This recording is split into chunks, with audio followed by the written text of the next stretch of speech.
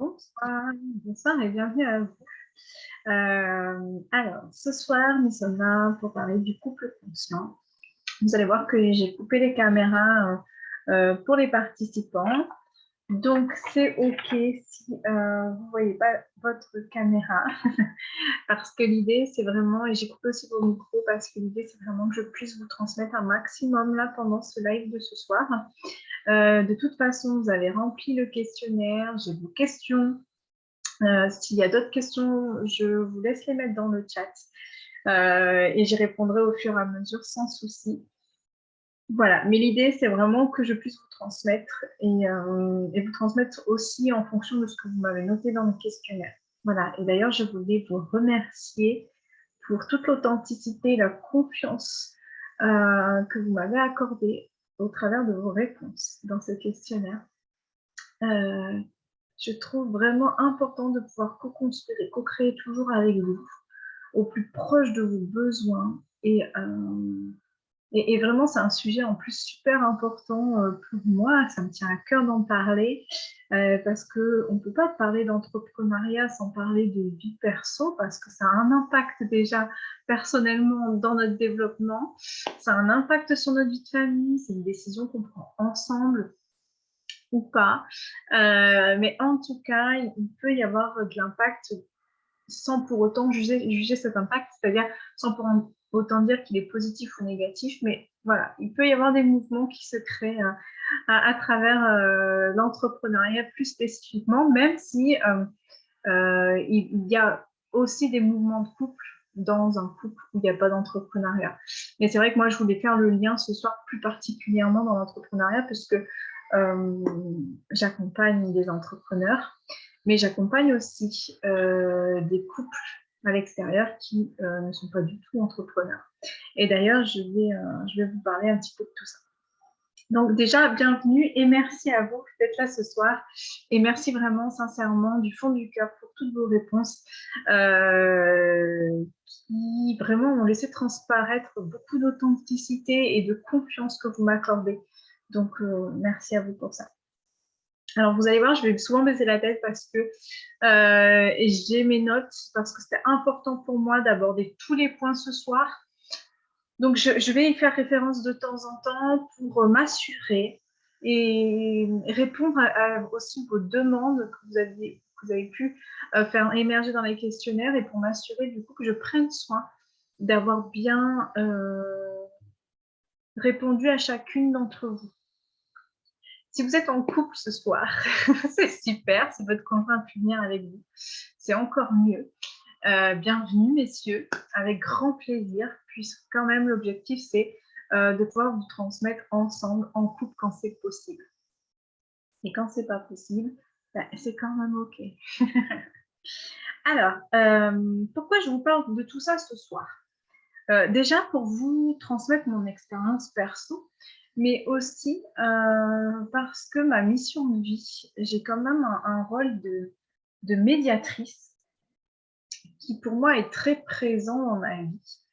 Et pas seulement dans de la médiation de couple, mais aussi, j'ai toujours eu ce rôle de médiatrice dans la recherche toujours du juste milieu, la recherche de compréhension de chacun, de compréhension de l'être humain, de faire le lien aussi entre tout ce qui est très concret, très terre à terre, et tout ce qui est un peu plus spirituel et invisible. Donc voilà, je suis toujours entre deux. Et c'est tardivement que j'ai compris mon rôle de médiatrice, avec cette importance pour moi de ramener la paix et la sérénité. Et même dans les conflits. C'est vrai que le conflit, ça était pour moi, dans une partie de ma vie, quelque chose de très difficile, où j'essayais de les éviter, où j'étais fâchée avec eux. Et aujourd'hui, au contraire, le conflit, j'ai envie de dire, est nourrissant et sain, parce que ça crée un mouvement, tout simplement. Et j'ai peut-être aussi une nouvelle image du conflit. On peut se dire, ah, le conflit, ouais, mais c'est pas super parce qu'il y a des cris, parce qu'on peut s'imaginer qu'on est en désaccord, justement qu'il y a une faille qui est en train de se créer. Mais ça, c'est une perception du conflit. Le conflit il peut être vécu différemment. Ça, c'est l'habitude qu'on a du conflit. Et ce soir, j'aimerais poser une graine par rapport au conflit et vous dire combien aujourd'hui ma perception du conflit est totalement différente puisque je le vois vraiment comme un processus d'accélérateur du changement qui se fait appeler.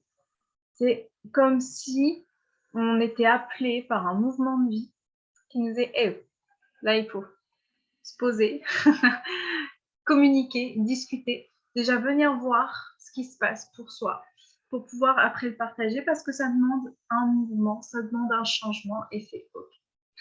Donc voilà, le conflit aujourd'hui pour moi c'est vraiment une source riche de changement pour soi comme pour l'autre, mais aussi de changement dans le couple et dans ce qu'on est en train de créer ensemble.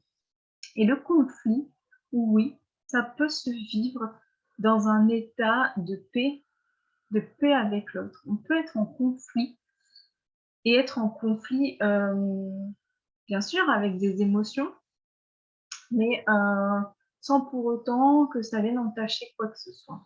Okay. Donc ça, c'était vraiment important pour moi de vous le dire. C'était peut-être pas le moment là où je voulais le dire, mais c'était important pour moi de vous le dire. Donc voilà un petit peu mon histoire. J'ai vécu une relation de couple, une première relation de couple. Alors j'ai connu mon premier mari à 15 ans. Je ne me suis pas mariée à 15 ans. Hein. On a commencé cette relation à 15 ans, donc j'étais super jeune, lui aussi. Et je suis restée 11 ans avec lui. Au bout de 8 ans, on a fait un bébé. Pourquoi je vous parle de ça, je vais vous expliquer après. Donc, on est resté 8 ans ensemble, on a fait un bébé au bout de 8 ans. Et 3 ans après, donc c'était un divorce parce qu'on n'était plus du tout dans la même vision du couple, où pour moi la fidélité était quelque chose de très important. Et lui ne voyait pas les choses comme ça, on va dire ça. Donc voilà, ça a été très dur pour moi de pardonner, voire même impossible, surtout à plusieurs reprises. Et donc j'ai pris la décision de partir de ce couple et voilà, et de me reconstruire avec ma fille et de reconstruire cette vie de famille différente. Et c'était OK pour moi. Et ensuite, je suis rentrée dans un couple assez chaotique où je ne savais même pas si j'étais en train de faire couple avec la personne,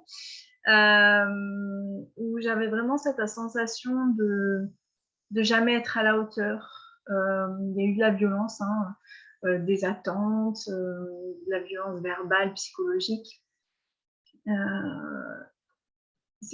Ouais, beaucoup d'attentes. Et je suis rentrée dans un schéma où je me suis complètement perdue, je me suis complètement dévalorisée, manque de confiance en moi.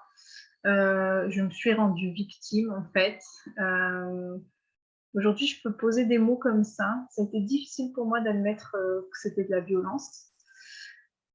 Mais aujourd'hui, je suis sereine avec ça.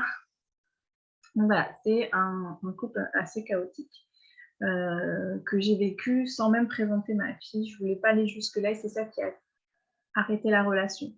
C'est quand lui, il a voulu qu'on se présente mutuellement à nos enfants et j'ai pris le recul.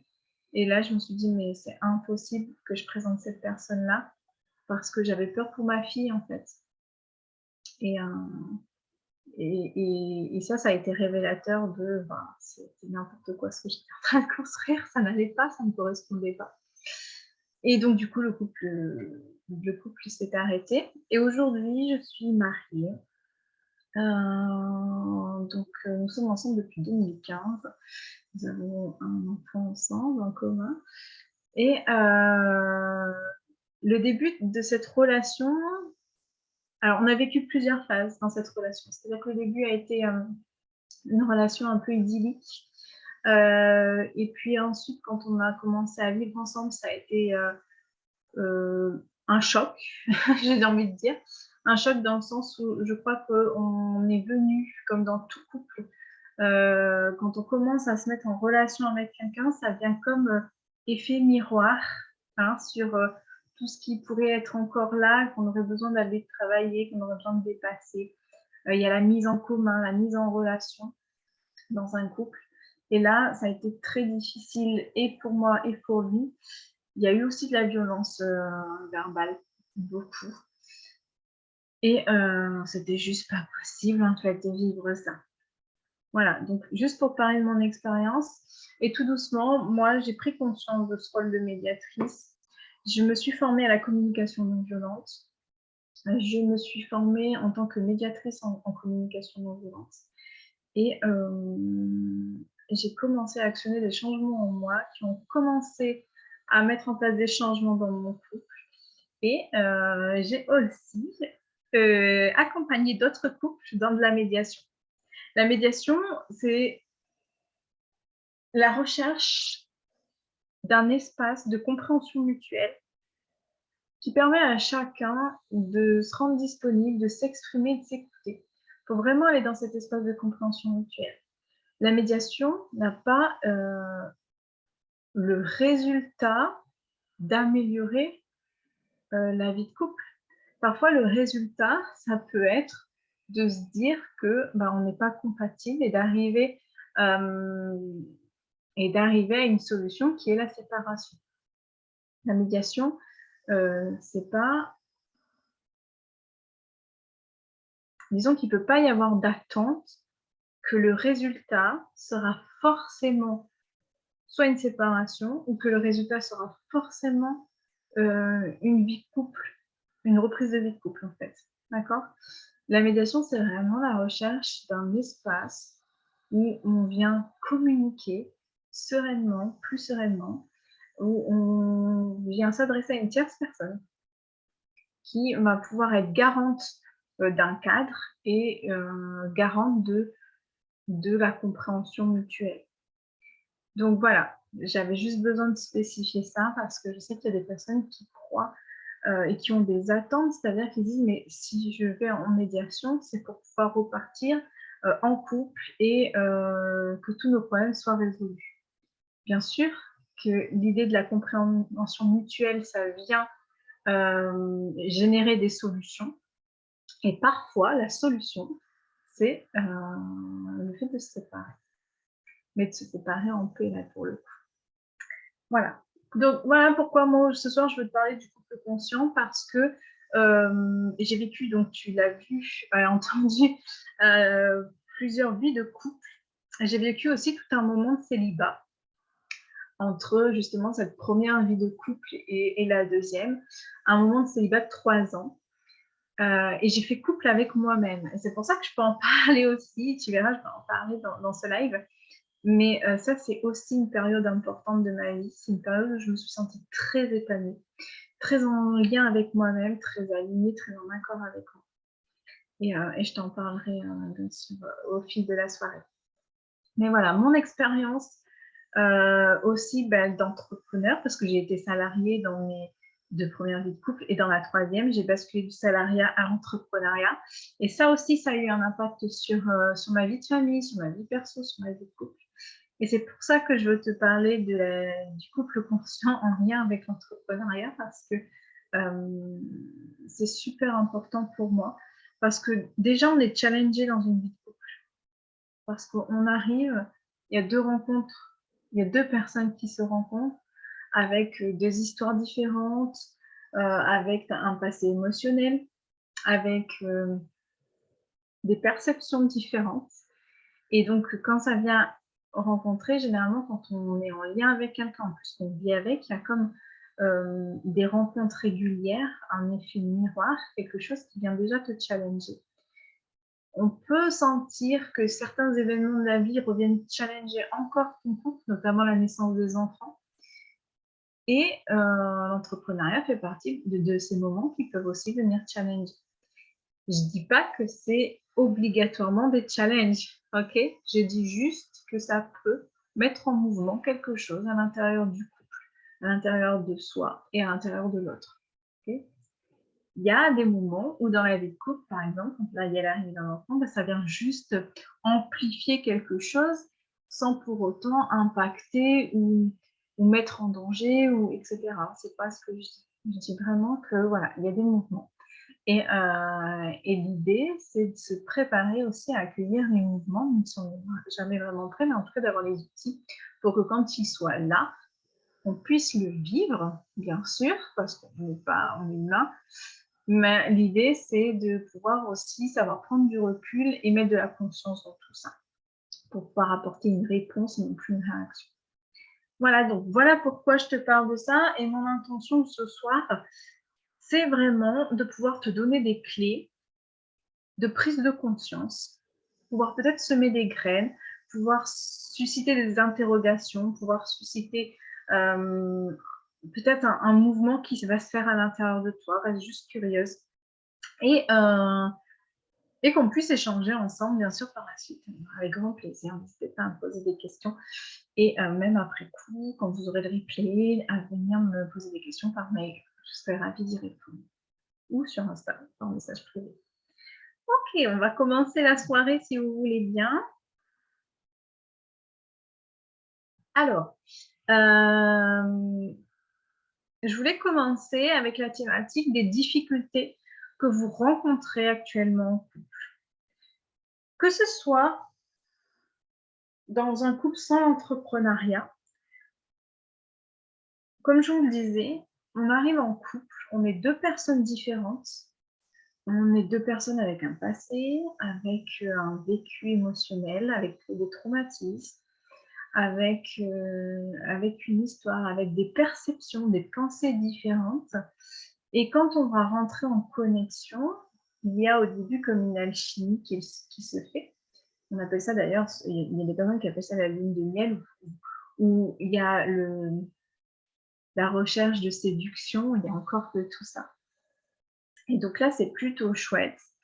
Et après, il va y avoir une période de la vie de couple où il va y avoir vraiment apprendre à se connaître un peu plus en profondeur. Déjà, quand on vit en couple, on est là au quotidien ensemble, donc ça change des choses.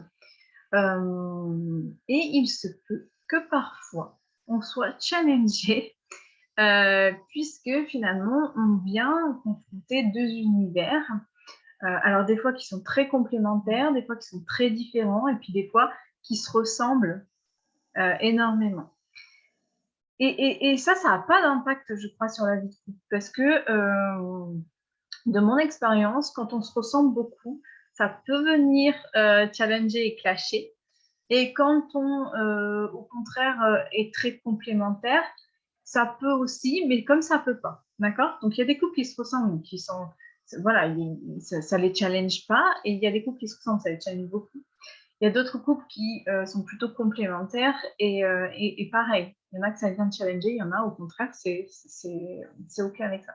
Donc, il n'y a pas pour moi de généralité à faire, si ce n'est que tout ça, en tout cas, je vais te donner des difficultés qu'on peut rencontrer dans la vie de couple.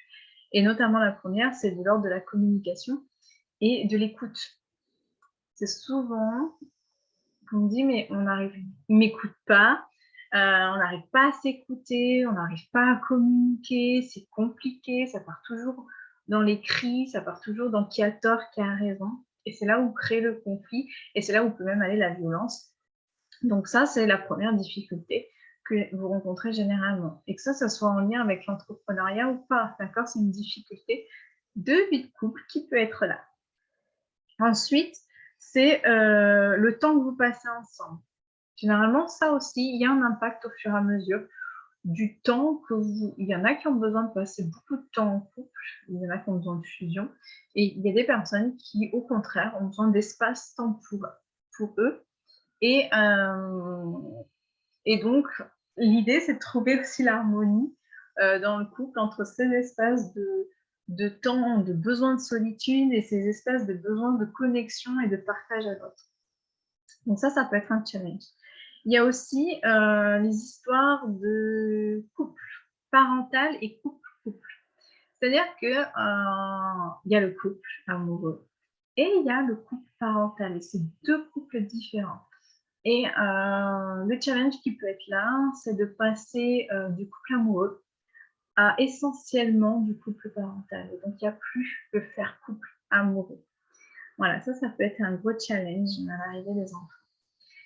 Un autre challenge, ça peut être des disputes sur l'organisation, les tâches, la répartition des tâches. Voilà, il peut y avoir des challenges par rapport à ça. Je pense que ça vous parle, n'hésitez pas à réagir, mais ça doit vous parler tout ça. Il y a aussi le rythme, parce que parfois, on a un emploi qui a des horaires décalés, et donc on n'est pas sur le même rythme de vie que l'autre. Il peut y avoir aussi, au-delà des horaires de travail, un rythme biologique, c'est-à-dire qu'il y a des personnes qui sont plus du soir, il y a des personnes qui sont plus du matin. Donc ça aussi, ça peut créer des frustrations par rapport au moment de passer du temps ensemble, en fait. Et il peut y avoir tout ce qui est de l'ordre des attentes, des pertes de confiance, des événements, des infidélités, des choses comme ça aussi qui peuvent être très difficiles et venir challenger par rapport au comportement, par rapport aux stratégies que va employer un conjoint et que l'autre ne va pas pouvoir accueillir, accepter, ou en tout cas qui va venir créer de l'inconfort dans le couple.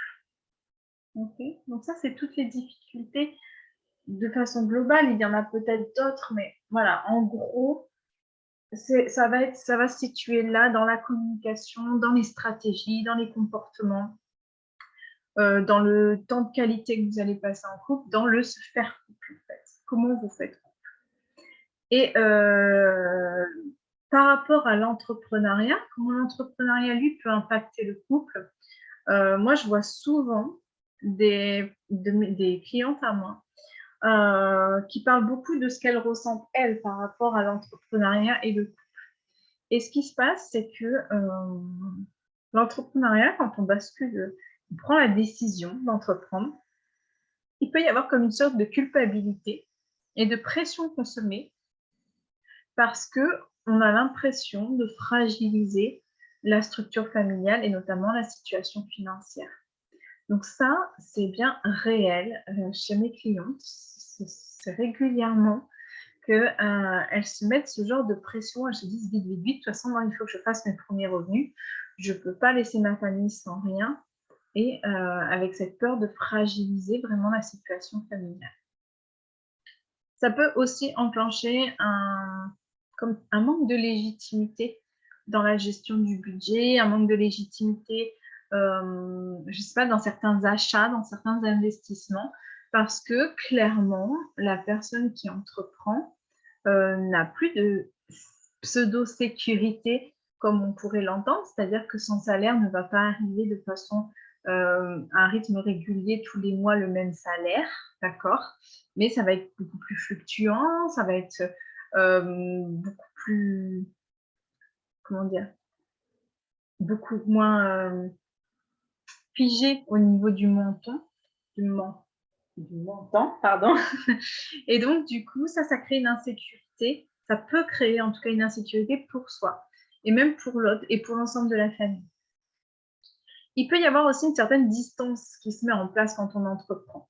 Parce qu'on est focalisé sur ce bébé qu'on a envie de nourrir, qu'on a envie de chérir, parce que c'est comme un bébé, et on a envie d'y accorder du temps.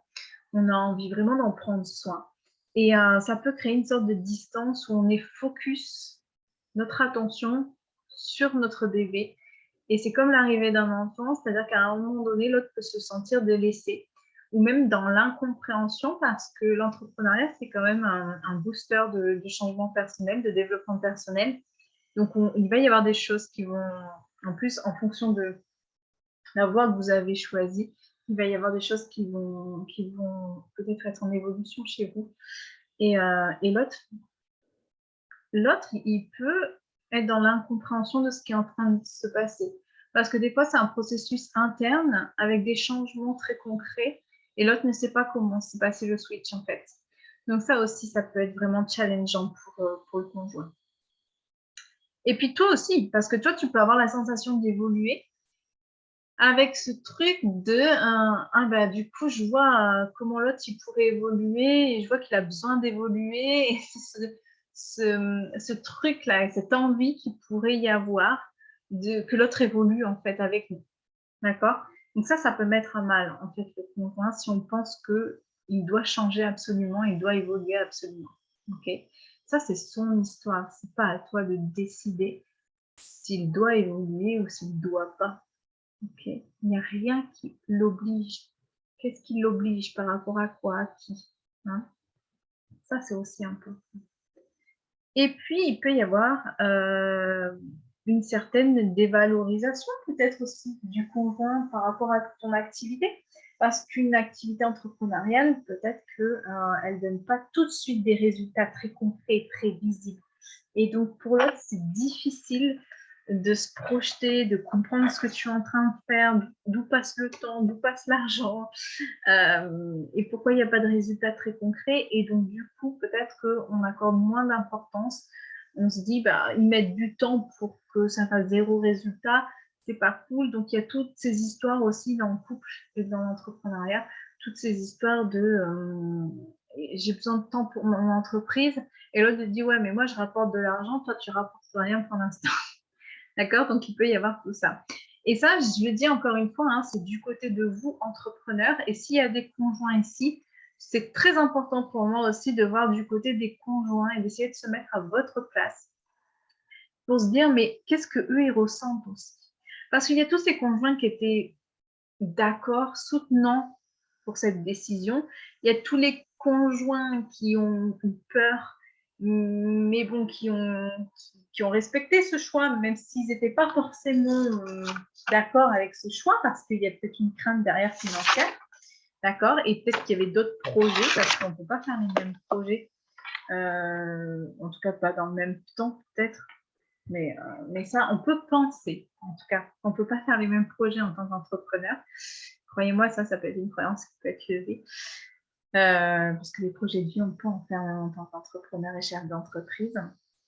Mais voilà, il peut y avoir aussi du côté des conjoints, et c'est chouette de pouvoir se mettre à leur place, tout un tas de pression aussi, parce qu'on se le dise, peut-être que vous ressentez une certaine pression de vous dire, bah maintenant, la sécurité financière, tout repose sur moi, sur mes épaules, et donc si je merde, il n'y a plus rien, alors que c'est sur moi que ça repose, et ça peut vraiment donner la sensation de pression pour l'autre. Ça peut être aussi perturbant pour le conjoint de voir un changement chez l'autre sans pour autant savoir à quoi l'assimiler, sans pour autant savoir jusqu'où ça va aller ce changement. Est-ce que finalement c'est la personne qu'on a rencontrée au début? Et sinon, bah, est-ce que cette personne nous correspond telle qu'elle est en train d'évoluer? Tout changement et toute évolution, en fait, ça peut créer une sorte de peur de l'inconnu. Hein. Donc ça, c'est aussi important à prendre en considération. Parce que ça peut aussi créer un éloignement. Et donc, quand il n'y a plus de communication, il ne peut pas y avoir d'espace de compréhension mutuelle. Ok. Et peut-être qu'aussi, ça peut créer un espace de jalousie parce que le conjoint aimerait lui aussi s'autoriser à passer à l'action. Et même si ce n'est pas de la jalousie, il peut se dire, bah, moi aussi, j'aimerais me lancer. Et l'autre freine des cas de fer en disant, mais moi, je comptais sur toi pour que tu assures derrière. Tout ça, ça peut foutre la pression aussi. Voilà, donc il y a aussi ce besoin peut-être pour le conjoint d'être considéré dans le fait que lui, il est salarié, d'être considéré par rapport aux heures qu'il y passe, au fait qu'il est à l'extérieur, au fait qu'il est contraint peut-être à un cadre et à des horaires fixes, etc. Donc, il y a aussi peut-être ce besoin de considération derrière. En tout cas, il y a tout un tas de choses qui peuvent se jouer pour lui. Je voulais t'en donner quelques-unes là aujourd'hui, mais l'idée, c'est d'apprendre à se comprendre et tu verras que moi, mon but, c'est donc tu verras, je t'en parlerai à la fin, mais le but, c'est quand même de créer une transmission de couple que vous allez pouvoir suivre en ligne et avec aussi une retraite de couple où là, on va pouvoir ouvrir cet espace de compréhension mutuelle et ouvrir l'expression de chacun. En fait. Et ça, c'est super important. Voilà pour la petite parenthèse. Donc là, je te fais juste brièvement une petite vision de ce que peut ressentir l'entrepreneur, que vous soyez homme ou femme, et une petite vision de ce que peut ressentir la personne qui est encore salariée. Et peut-être que finalement, il y a aussi 2 personnes entrepreneurs ici. Donc un couple où les 2 seraient entrepreneurs. Et là, je suis en train de le vivre moi aussi dans mon couple actuel. Et là, il peut y avoir plein de choses qui peuvent se passer aussi, de l'ordre de la comparaison, de l'ordre de la compétitivité, de l'ordre de qu'est-ce qu'il peut y avoir d'autre, de l'ordre aussi de comment travailler ensemble, quand on aimerait travailler ensemble. Et donc, il va y avoir un jeu de contrôlant-contrôlé, comment on co-crée plutôt ensemble. Voyez, il y a toutes ces dimensions-là qui peuvent rentrer en jeu. Et c'est aussi important de les prendre en considération. Pourquoi je te parle de tout ça là maintenant? Parce que finalement, on se rend compte, enfin, je me suis rendu compte à travers mon expérience, mais aussi quand je me suis formée en tant que médiatrice, qu'il y a tout un tas de jeux de communication que nous entretenons et qu'en fait, c'est nous qui créons, moi je dis bien ça, c'est nous qui créons ces situations difficiles à travers plein de points. Et vous allez voir, essayez de voir si vous les utilisez. Mais en vrai, c'est vous qui cultivez ces situations qui favorisent les conflits à l'intérieur du couple. Je vous en donne des exemples là ce soir. Il y a tout ce qui est de l'ordre des attentes que l'on a envers le conjoint. Toutes ces fois où on entre en communication pour que l'autre nous apporte quelque chose. Toutes ces fois où on entre en communication pour avoir raison. Et en fait, là, on ne cherche pas l'échange. On cherche à juste avoir raison et à juste à obtenir ce qu'on attend de l'autre. Et ça, c'est l'idée, c'est aussi se rendre compte que on n'est pas à ce moment-là dans la proposition ou la demande vis-à-vis de l'autre, mais on est dans l'exigence. Parce que ce qu'on attend, c'est que la personne nous dise oui. Et si elle nous dit non, ou si elle ne va pas dans notre sens, ou si elle n'admet pas qu'on a raison, eh ben ça ne nous convient pas. Alors là, on n'est plus dans un espace d'échange et de partage avec notre conjoint, mais on est bien dans un espace où on est dans l'attente de recevoir quelque chose. On est dans l'attente de satisfaire quelque chose en nous et que ce soit l'autre qui satisfasse. Ça, c'est faire la différence entre l'exigence et la demande. Et ça vient aussi parler de nos besoins. À savoir qu'on est tous là avec des besoins qui sont universels et que ces besoins, on n'en prend pas toujours la responsabilité. Et donc, en couple, il peut y avoir cette tendance de faire reposer la satisfaction de nos besoins sur l'autre.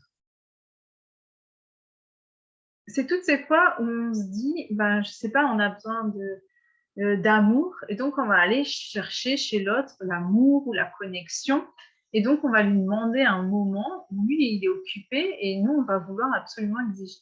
Et s'il ne fait pas, c'est qu'il ne nous aime pas. Et je sais pas, ça peut être aussi toutes ces fois où on a besoin de soutien et qu'on va engueuler notre conjoint pour lui dire, mais regarde, t'as pas fait ça, la maison elle est en bordel et tout, je supporte pas. Et en fait, derrière, il y a peut-être un besoin de soutien, il y a peut-être un besoin de propreté, il y a peut-être un besoin d'harmonie.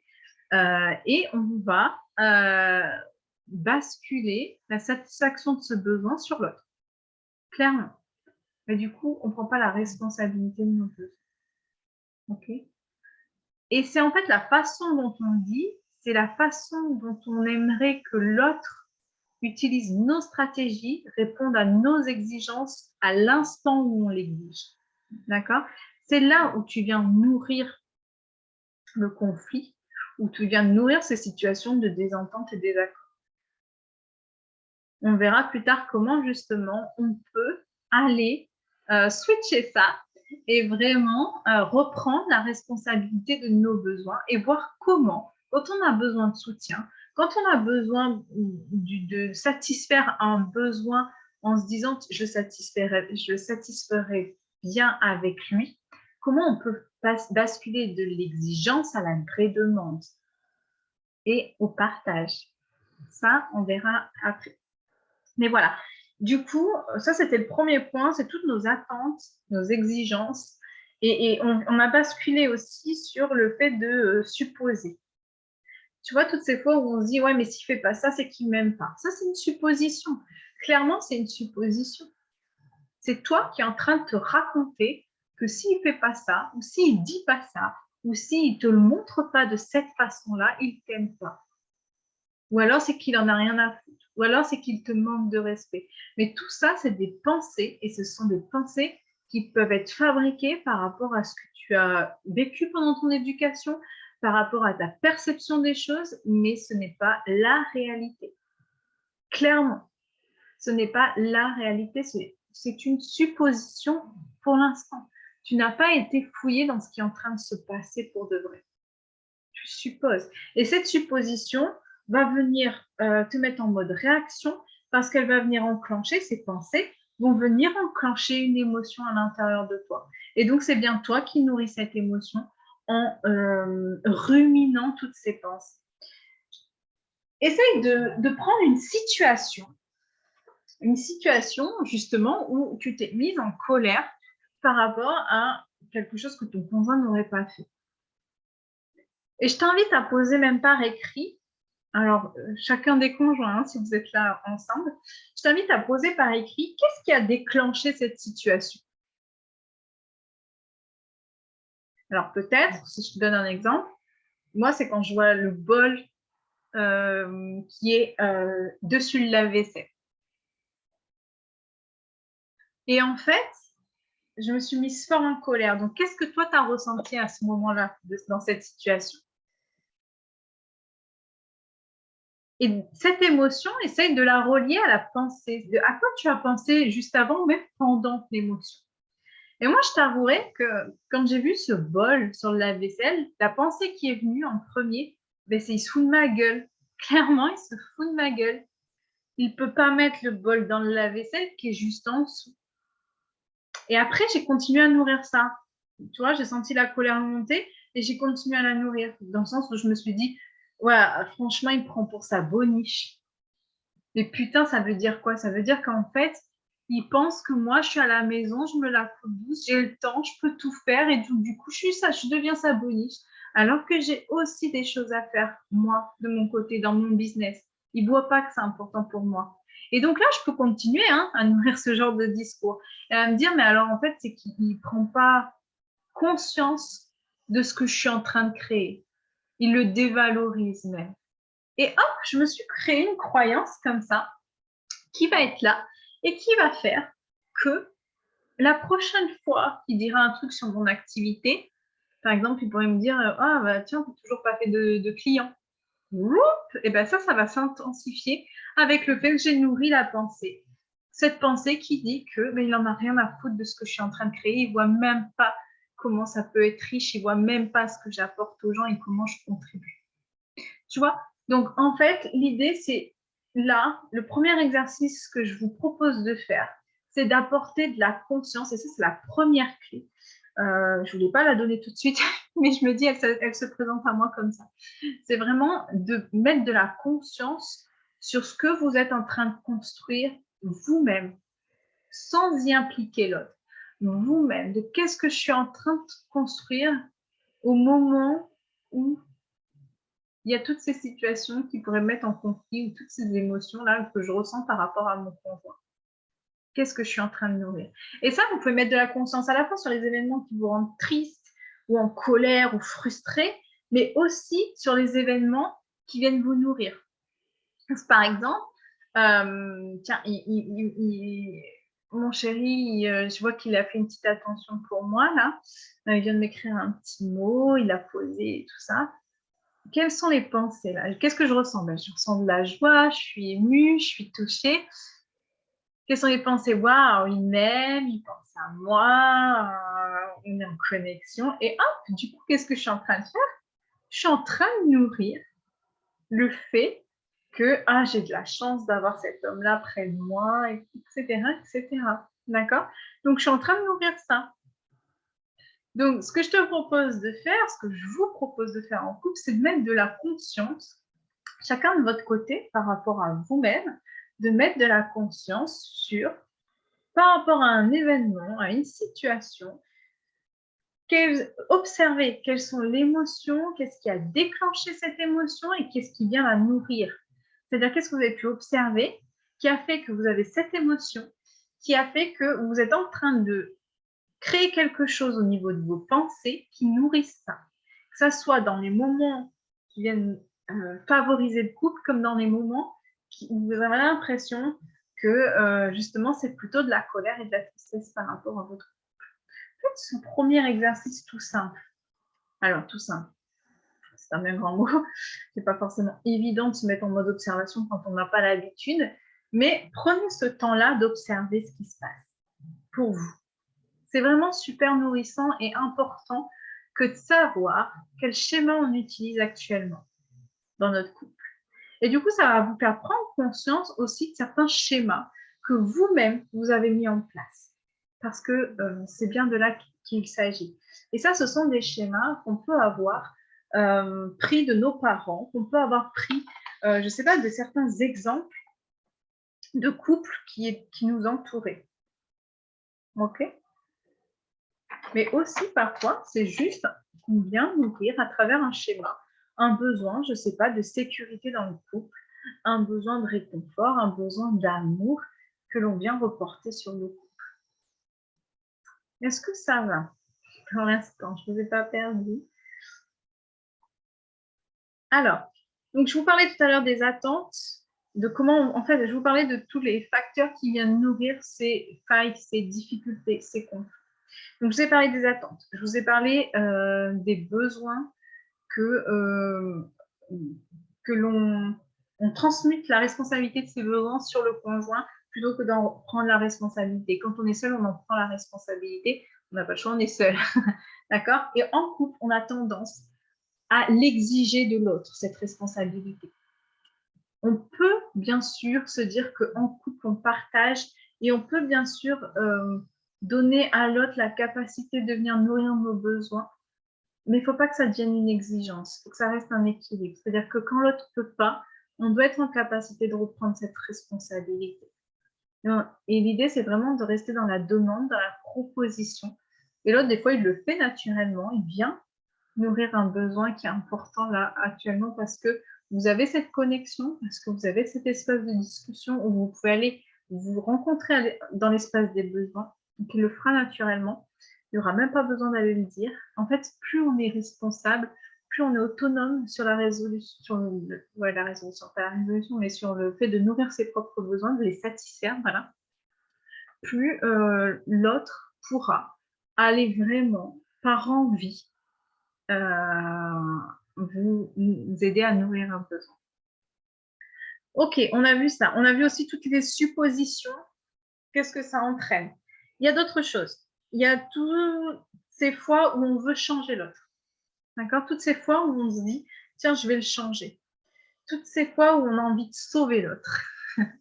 Toutes ces fois où, en fait, à travers ce comportement, à travers cette envie à l'intérieur de nous, c'est nous qu'on essaye de venir apaiser sur un besoin. C'est aussi parfois une stratégie d'évitement pour aller, j'ai envie de dire, ne pas voir ce qu'il faudrait fouiller en soi. Ça peut être aussi une stratégie pour se sentir utile, etc.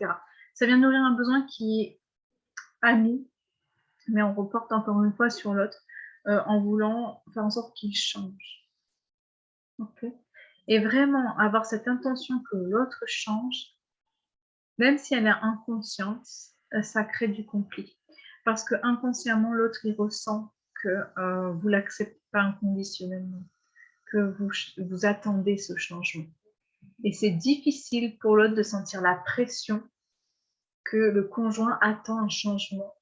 Et attend en plus un changement qui est parfois bien précis et parfois pas. Donc, ça peut être une source d'angoisse dans les deux cas. C'est-à-dire quand c'est trop précis, ça peut mettre la pression en se disant « mais je serai jamais comme ça ». Donc, du coup, la personne, elle m'aimera jamais comme je suis. Et quand c'est pas du tout précis, pour l'autre, ça peut manquer de clarté et se dire « mais qu'est-ce qu'il attend en fait ?» Ok, donc vouloir changer l'autre, c'est aussi une attente qui facilite les difficultés dans le couple. Il y a aussi tous ces moments où on n'a plus des moments de qualité ensemble, tous ces moments où on ne prend plus le temps d'être disponible, d'être à l'écoute. Okay, ça peut aussi venir perturber la relation. Et puis toutes ces émotions, toutes ces peurs projetées sur l'autre, tous ces manques de confiance en l'autre, confiance en soi, qui peuvent aussi avoir un impact sur la relation. Et c'est aussi toutes les attaques, les reproches, les victimisations. À cause de toi, voilà ce qui se passe. D'accord? Tout ça, ça vient aussi, toutes ces phrases qui commencent par ça vient aussi entacher la relation et empêcher l'espace, la création de l'espace de compréhension mutuelle. Donc là, je vous ai dit pas mal de points, je vous ai donné pas mal de points. C'est juste pour vous permettre de vous rendre compte, de vous inviter même à aller voir ce que vous utilisez actuellement. Qu'est-ce que vous êtes en train de créer là maintenant? On va quand même fouiller dans l'inconfort, on va aller fouiller dans ce que vous êtes en train de faire. L'idée, c'est pas de dire à l'autre, tiens, toi, tu es en train de faire ça. Attention, n'allez pas dans cet espace-là, c'est dangereux. L'idée, c'est vraiment de vous à vous. Et c'est là que va s'activer le changement. Quoi qu'il arrive, on va y venir. Le changement, il commence par s'activer de vous à vous, dans la relation que vous êtes en train de créer déjà avec vous-même. D'accord? Donc, ce soir, ce que je vous dis, c'est de ne pas aller voir ce que l'autre est en train de faire, de ne pas observer ça, mais de vous auto-observer. Qu'est-ce que vous utilisez dans votre communication avec l'autre? Qu'est-ce que vous voyez en train de faire ou en train de penser ou en train de dire ou comment vous voyez vous comporter en couple? D'accord? C'est bien là, cet espace-là qu'on vient observer. C'est de soi à soi. Le changement, il se passe de soi à soi. Il peut se passer que en vous, le changement. Et ça vient au point suivant, qui est de. On va commencer à parler des solutions, des clés, qui est la première, c'est quoi? C'est de venir faire couple avec soi. Ouais, c'est la première étape. Comment je viens faire couple avec moi-même? Parce que finalement, il est là, le changement. Le changement, il va s'activer dans le fait de vouloir faire couple d'abord avec soi-même. Et tout à l'heure, je vous parlais de cet espace de célibat. Alors, mon premier amour, c'était 15 ans, donc c'était super tôt. Mais cet espace de célibat a permis vraiment de me permettre de refaire couple avec moi-même. C'est-à-dire que ça m'a permis vraiment d'être en lien avec la propre relation que j'étais en train de créer avec moi-même, de refaire lien avec la perception que j'avais du couple, de me détacher de tout ce qui pouvait venir de le couple de parents que j'ai eu, tous les couples aussi qu'il y a eu autour de moi, de me détacher de tout ce que la société a pu me dire de ce qu'était un couple normal ou un couple heureux, d'accord? Parce que l'idée, c'est aussi ça, c'est de se détacher de tout ça.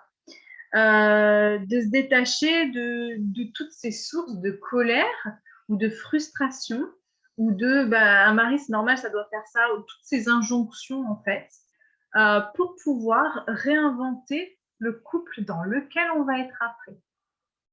D'accord? Donc c'est vraiment cet espace où on peut se poser la question, et même quand on est en couple, hein, on peut prendre cet espace de comment je fais couple avec moi.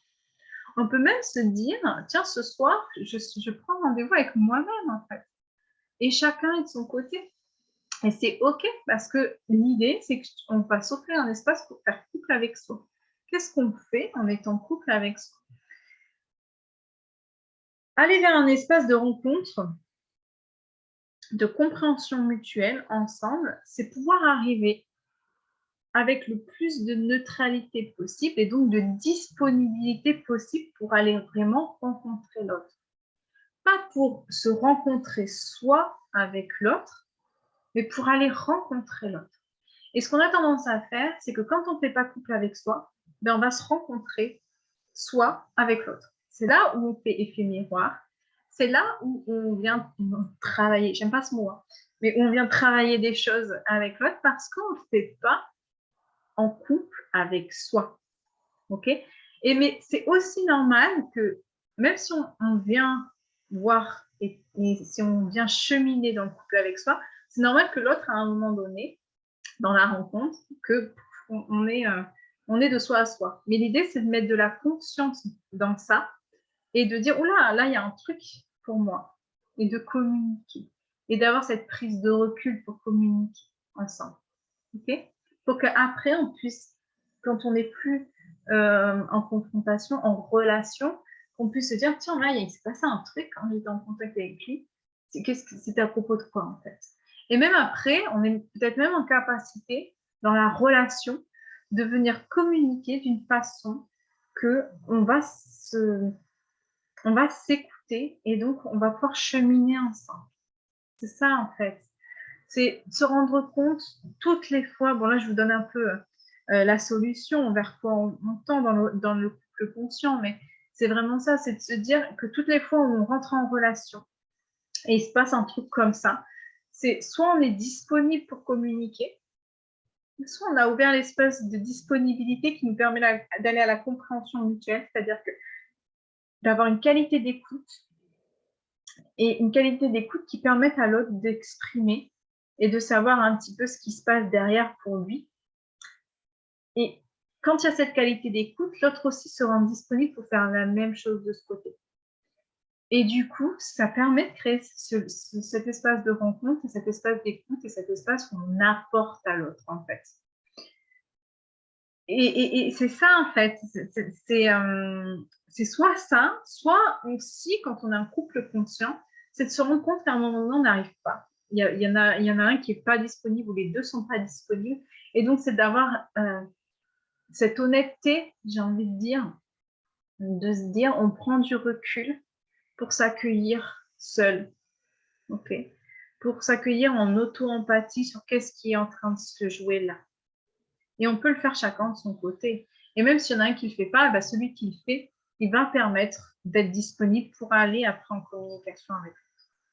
Ok? Donc, bien sûr que quand c'est un cheminement qu'on fait ensemble, ça favorise, mais on peut aussi le faire seul et vous allez voir qu'il y aura un changement chez l'autre. Tout changement qu'on fait en soi, il peut y avoir un changement chez l'autre, mais ça ne doit pas être l'attente de résultats. OK? Alors, j'essaie de reprendre le fil parce que là, je me suis laissée guider par le flow. Si vous avez des questions, vous n'hésitez pas à me les poser.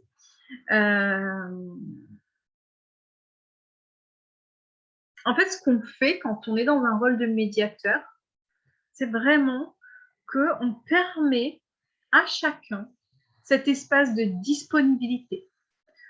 On accueille et on écoute chacun et on permet de s'assurer que chacun a écouté et compris ce qui est dit par l'autre.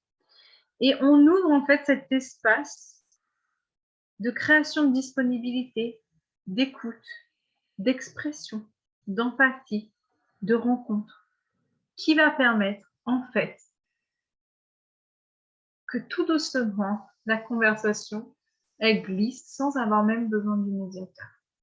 C'est juste que nous, on donne l'élan, on favorise. On est neutre et impartial, on accompagne un mouvement.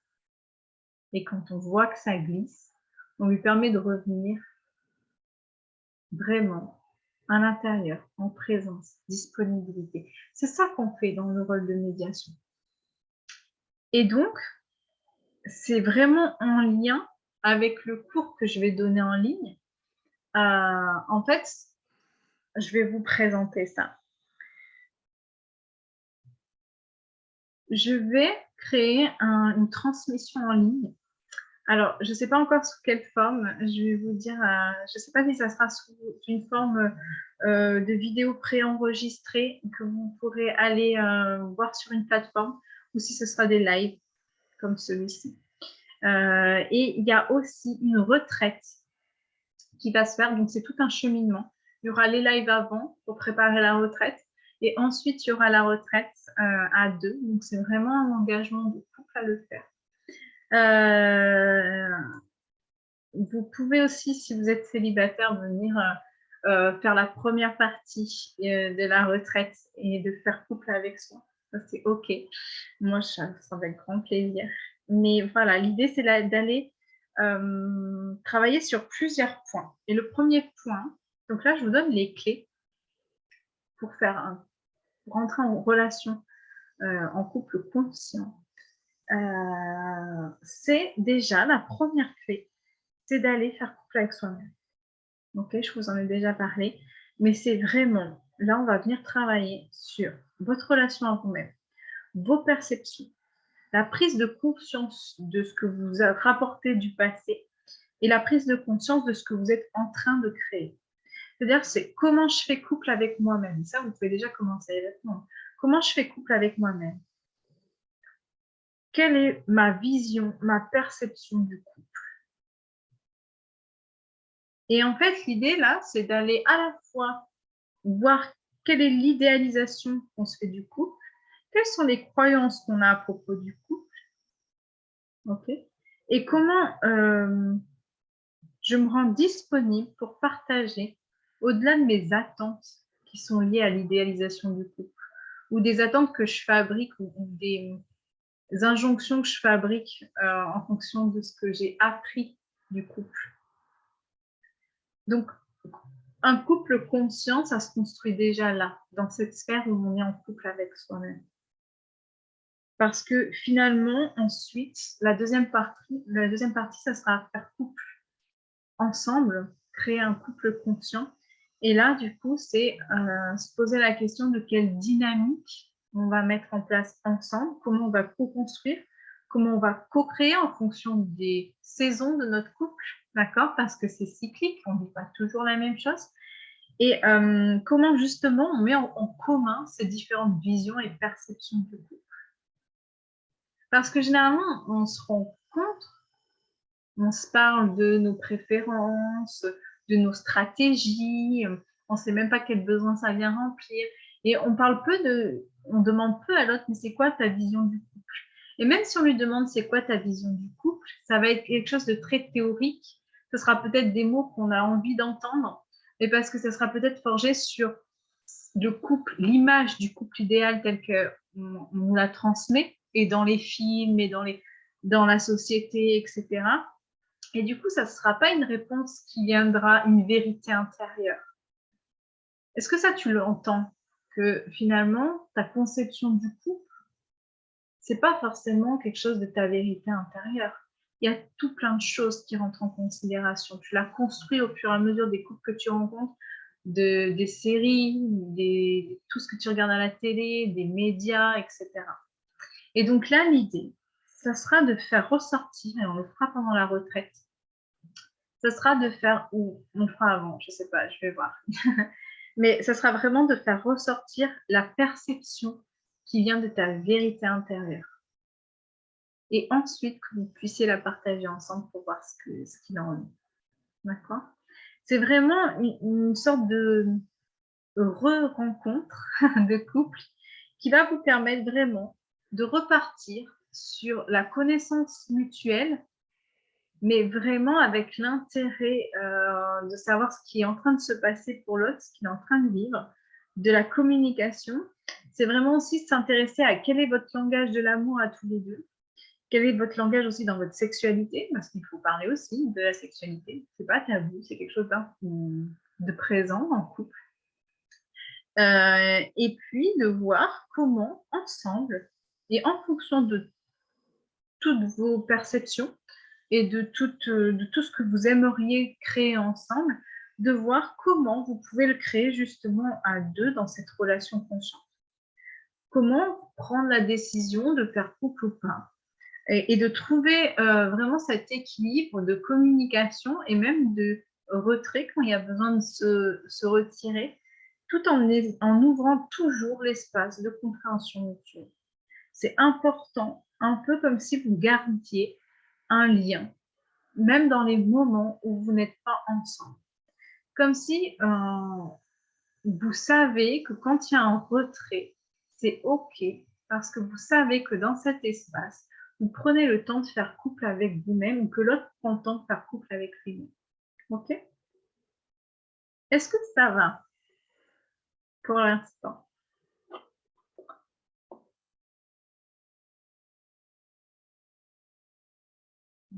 Est-ce que vous avez des questions?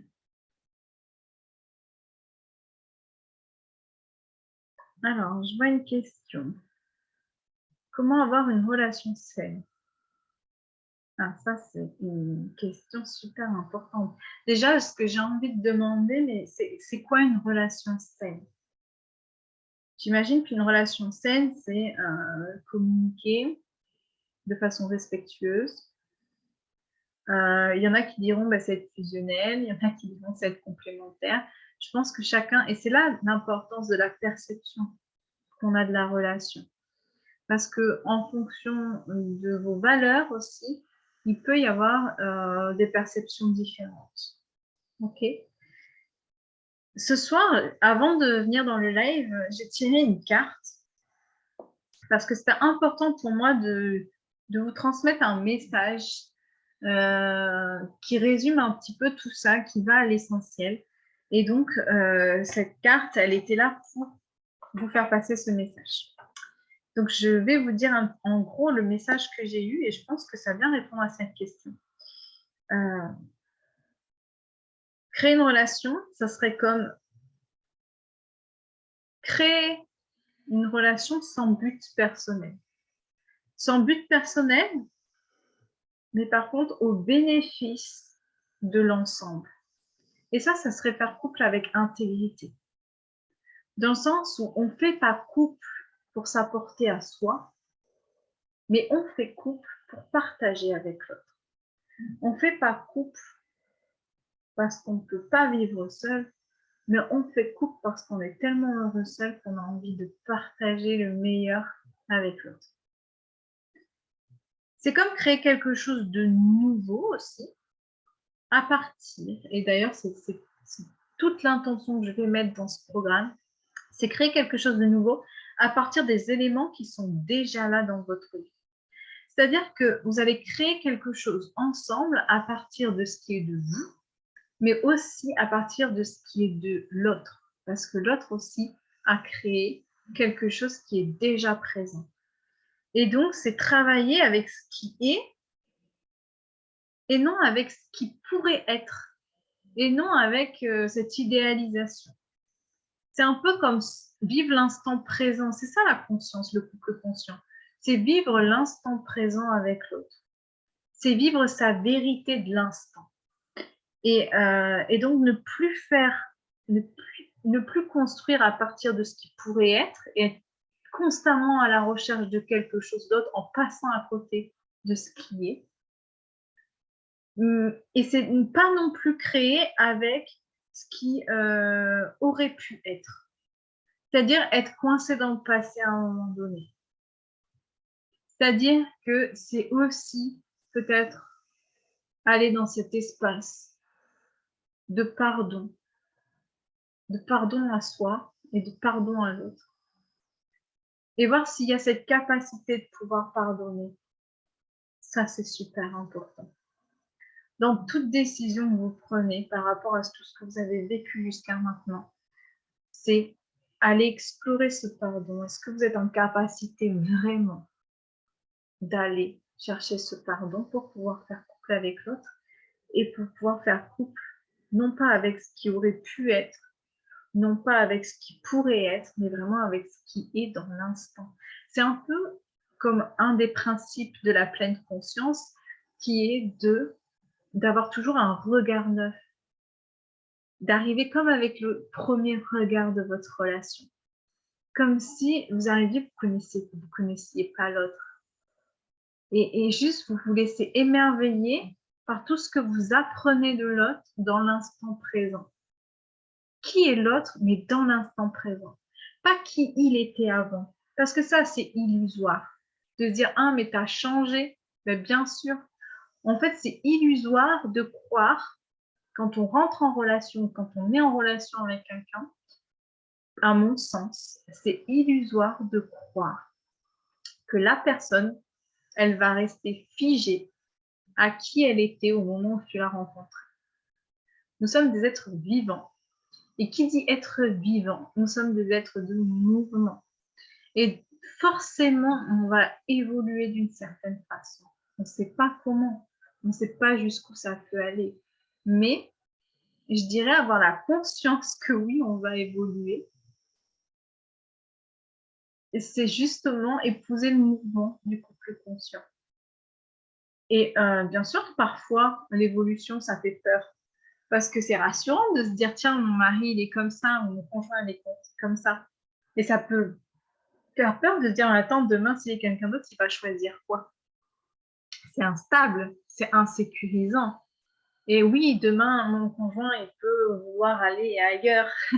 Et oui, demain, mon conjoint, il peut être une personne qui ne me plaît plus. OK? Donc, ce qui est important, c'est de partager, en fait, des valeurs communes. Et c'est aussi important de faire avec la personne, d'avoir ce regard neuf de l'instant présent.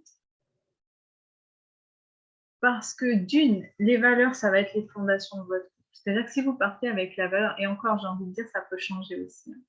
Mais si la valeur, vous dites, bah voilà, par exemple, la fidélité, c'est quelque chose qui est important pour moi, c'est du respect, c'est vraiment cette valeur de respect. Vous savez que vous partez ça.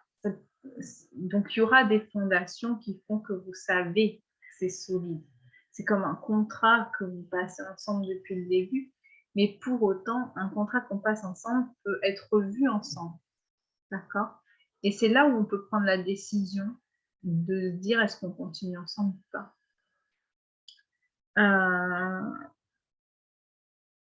À travers ça, en fait, je voulais aussi vous transmettre une information sur laquelle nous, on se base en couple. C'est parce qu'il y a des moments où en couple, on peut se dire, mais cette personne, elle ne me correspond pas du tout. Et voir tous les défauts de la personne et se dire, mais je vais la quitter.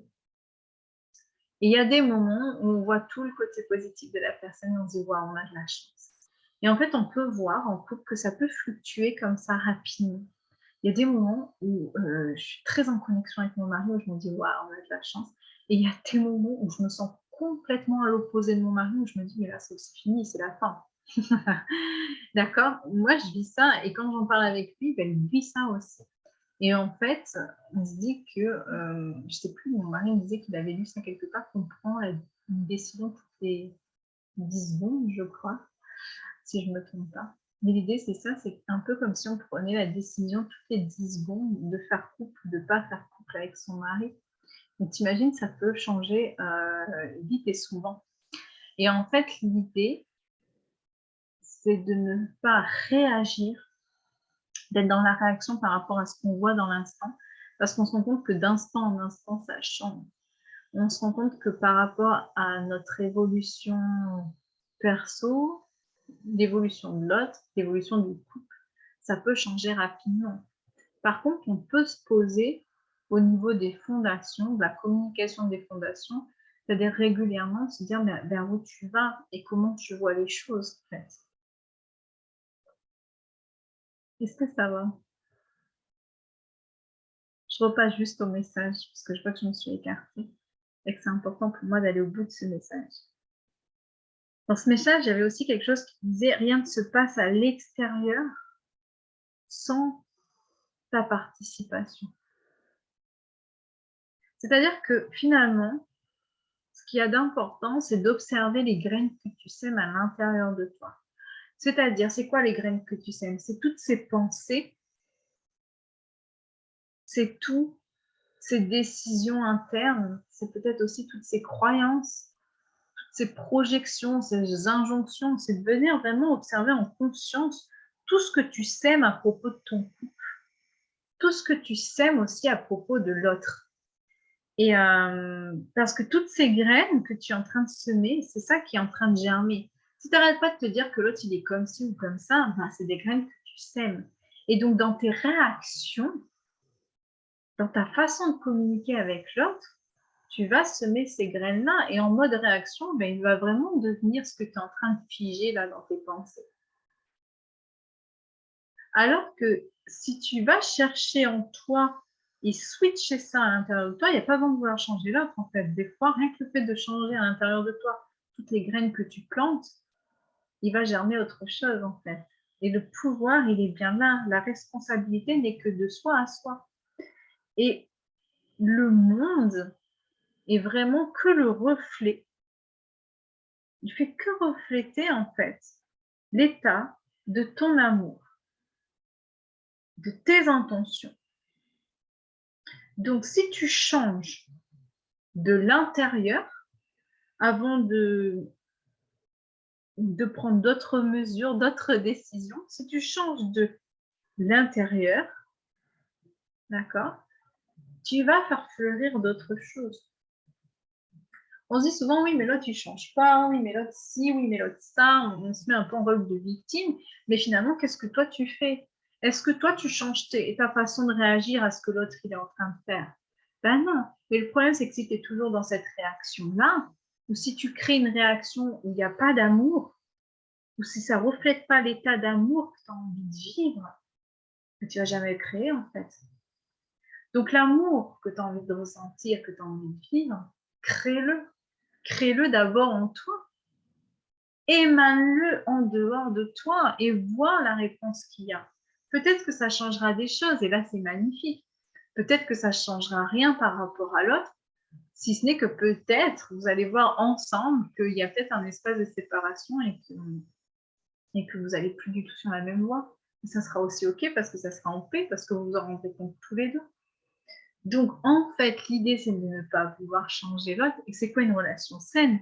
C'est vraiment d'être d'abord en relation à soi, pour moi, de pouvoir créer quelque chose dans l'instant, en conscience, qui est quelque chose de nouveau à chaque instant et qui commence par la construction de l'amour, mais à l'intérieur de soi, pour pouvoir ensuite le refléter à l'extérieur de soi. Parfois, je me vois partir dans des réactions, où je me mets fort en colère, où je commence à crier, et je me dis, mais comment tu veux qu'il te respecte? Parce que déjà là, toi, tu ne respectes pas ce besoin de respect. Moi, j'ai besoin qu'il me respecte. Je me dis, tiens, j'aimerais qu'on se parle comme ça et tout ça, mais moi, je ne le respecte déjà pas. Je suis déjà dans la réaction.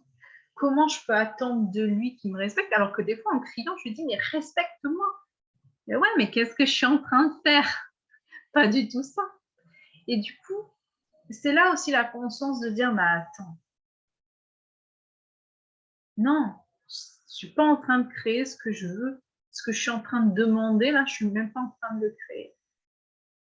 Donc, c'est souvent, régulièrement, que je fais un pas de recul. Je dis, attends, là, tu es en train de créer le contraire de ce que tu voudrais avoir.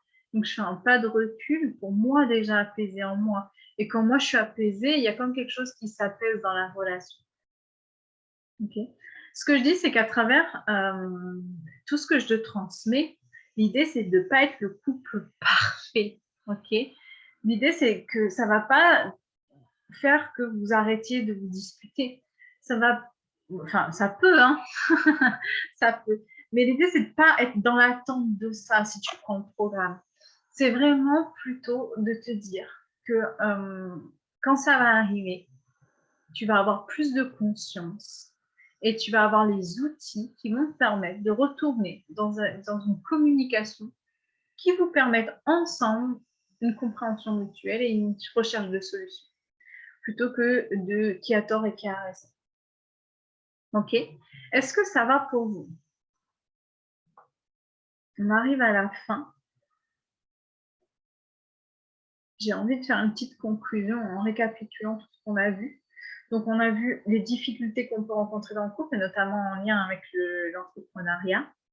On a vu comment toi, tu viens favoriser ça, en fait, ces difficultés. D'accord? On a vu tous ces points-là. Ensuite, on a vu vers quoi on aimerait aller. Qu'est-ce que c'est que faire un couple conscient? Par quoi ça commence? Ça commence par la relation à soi.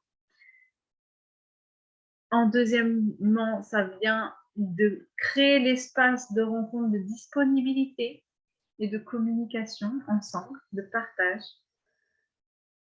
Et enfin, j'ai répondu à cette question de comment avoir une relation saine par un message qui, je pense, était ce qu'il fallait que je dise à ce moment-là. Est-ce que ça va? Donc, j'espère vraiment que ce soir, ça aura permis de commencer à planter quelques graines au niveau du couple. Et vraiment, l'idée pour moi, là, c'est vraiment de créer une transmission qui vous permette d'avoir plus concrètement les clés, parce que vous savez bien que ce n'est pas en 1 heure de live que je vais pouvoir vous transmettre tout ça. Et au-delà de transmettre de façon très théorique, je suis plutôt partisante de l'expérimentation et de l'expérience. Donc, j'ai vraiment envie de vous offrir les espaces comme ça. Et comme je vous l'ai dit, ça se fait en 2 temps sur le programme, sur ma transmission. Il y aura vraiment un temps très personnel pour chacun des membres du couple qui sera de l'ordre de la relation avec soi-même. Et il y aura un autre espace de rencontre ensemble avec ce fameux week-end aussi sur le couple conscient, où là, vous allez venir vraiment expérimenter quelque chose de puissant. Ouh, j'en ai des frissons. Là, vous allez venir à 2, vous offrir cet espace. Et vous verrez que pendant cette retraite, en fait, on va reprendre des exercices un peu plus en profondeur.